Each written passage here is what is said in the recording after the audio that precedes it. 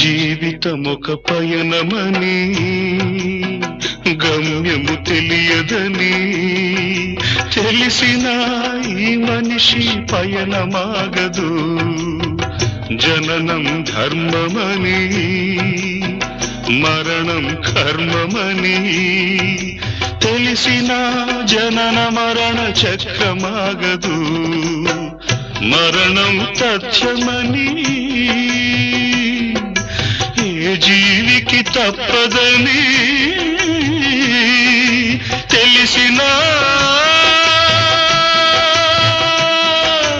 ఈ మనిషి తపనాగదు.